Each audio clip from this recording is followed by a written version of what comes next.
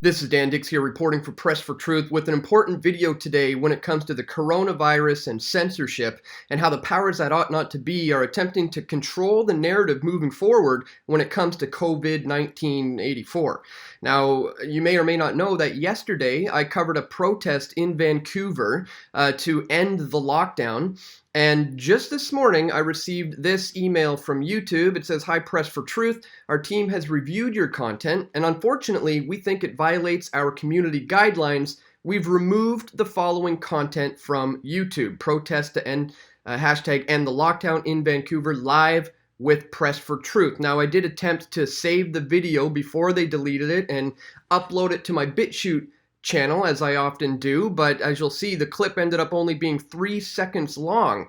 Never seen that before, so YouTube is already going through new extreme lengths to ensure that this information does not make it to the internet, and the bottom line is, no laws were broken.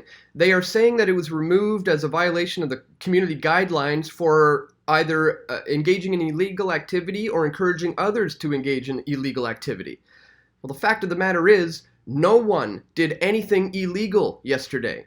There is currently no lockdown order in Vancouver. So all those protesters were not violating any laws. I did not violate any laws by attending this protest. I mean, the CBC was there, the Canadian Broadcasting Corporation. Do you think their videos are going to get pulled from YouTube if they decide to post there?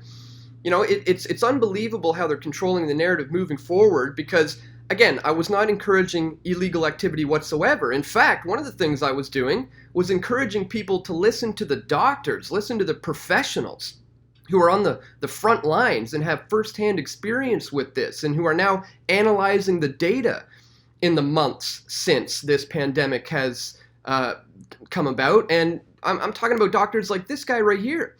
There's 2 doctors who just gave a press conference.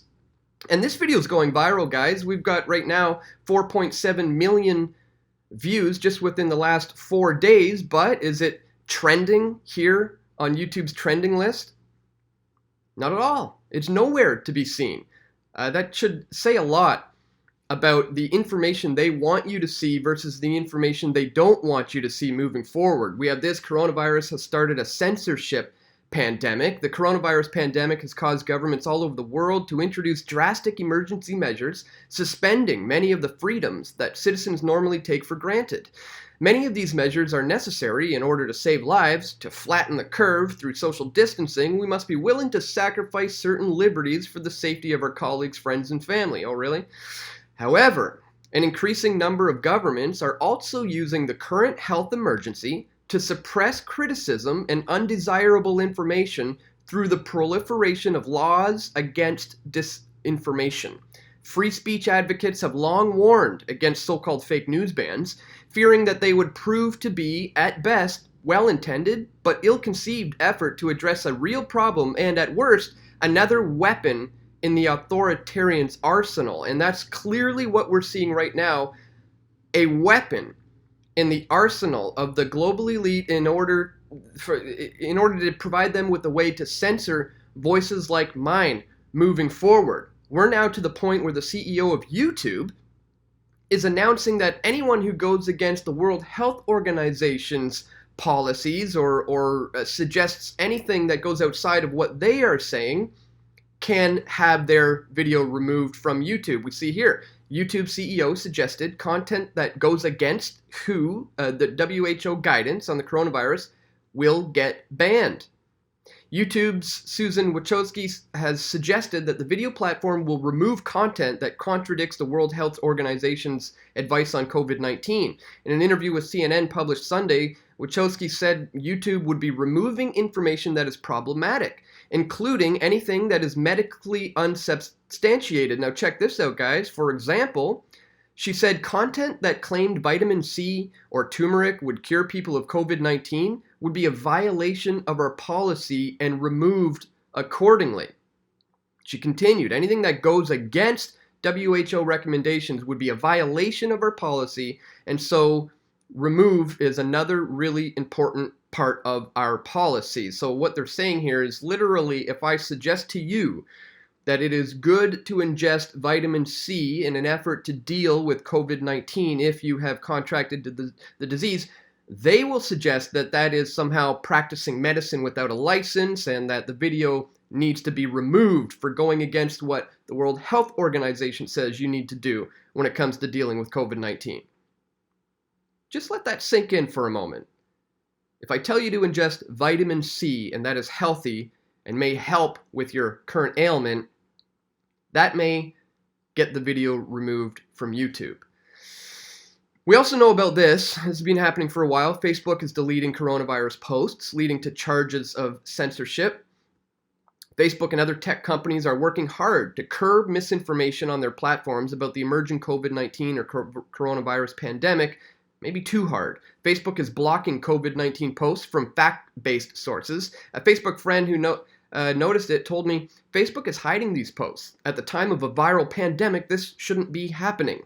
Multiple others have experienced the same thing, and it's the day after Facebook, along with Google, Twitter, Microsoft, LinkedIn, and Reddit, issued a joint statement on combating misinformation on their platforms. Let's take a look at that joint statement, shall we?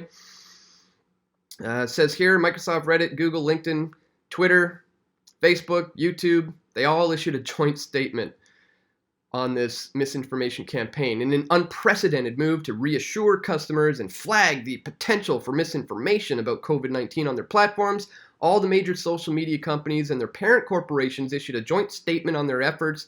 We invite other companies to join us as we work to keep our communities healthy and safe. It says, we are working closely together on COVID-19 response efforts. We're helping millions of people stay connected while also jointly combating fraud and misinformation about the virus, elevating authoritative content on our platforms, and sharing critical updates in coordination with government healthcare agencies around the world. We invite other companies to join us as we work to keep our communities healthy and safe. Again, guys, I will remind you that they deemed this video not worthy of making it to the YouTube trending list. Meanwhile, I dare anyone to watch this video and refute the claims that are made by these doctors because they stick to the facts, they stick to the numbers, they're professionals who are directly involved in the field. These are men whose opinions should be accounted. But YouTube doesn't want you to listen to what they have to say. I'm going to include a link in the description to this particular video, guys. I strongly recommend you check it out moving forward. We also have this coming out of China. This is some serious censorship. We already know how they are kind of developing the blueprint for how bad it's going to get over here. So this may give you some insight into what that's going to be like. Documenting censorship on YY. That's an app they have. It's like a video sharing platform. They got hundreds and hundreds of millions of users on it. It says YY censors keywords client side, meaning that all of the rules to perform censorship are found inside the application. So YY has built in a list of keywords that it uses to perform checks to determine if any of these keywords are present in a chat message before a message is sent.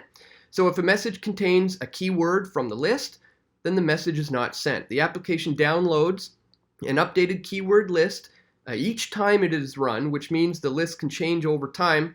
And here's a graphic representation of the user trying to send the message. It gets intercepted by the app.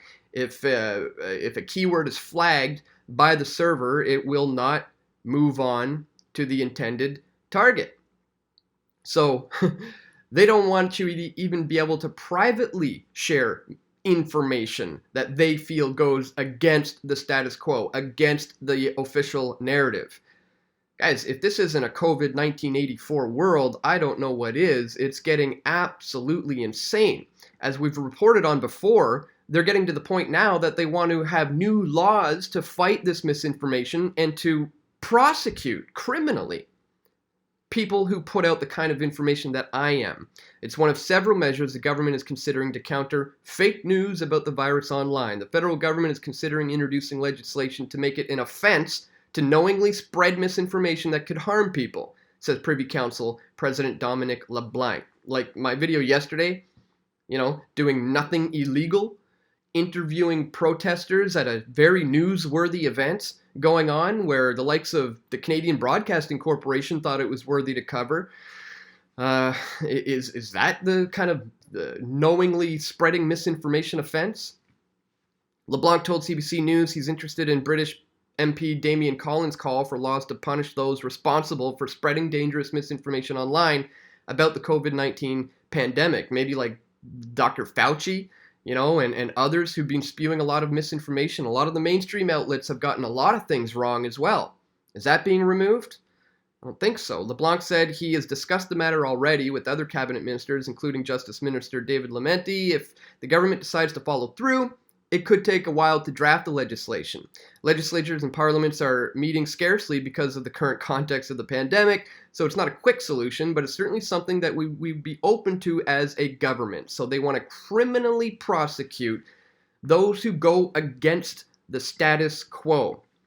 People like myself who are presenting information that you're not getting from the mainstream, information that you're not getting from the controlled channels like the World Health Organization and the Center for Disease Control and the liberal Canadian government. No, they want you to only have access to that and nothing else.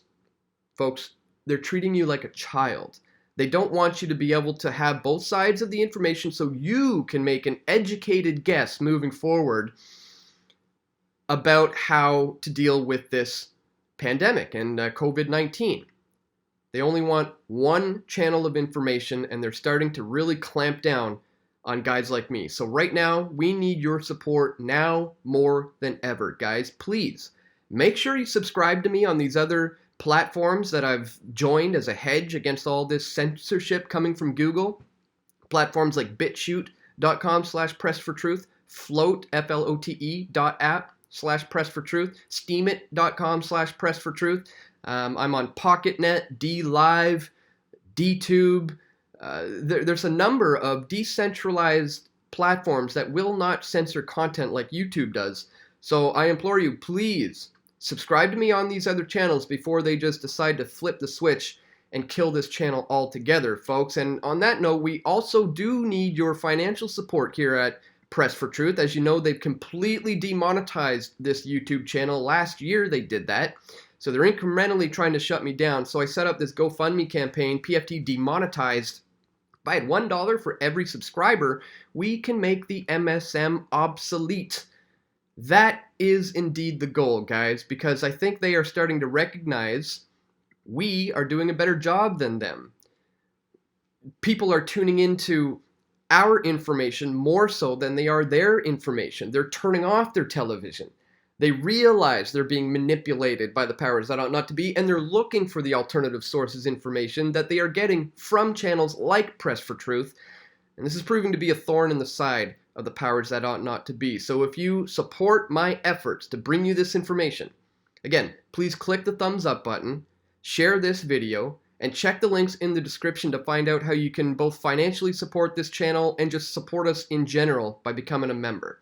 So that's all for today, guys. Just wanted to bring this one to your attention. We're fast-tracking our way into a COVID-19 84 world, and unless we stand up against these draconian measures now, as they're incrementally being pushed, our rights are going to be completely obliterated, all under the guise of keeping us safe. Once again, if you appreciate the information I'm bringing to the table, click the thumbs up button, share this video, and stay tuned. We're going to have more video reports coming soon, God willing. This is Dan Dix reporting for Press for Truth. We all want truth.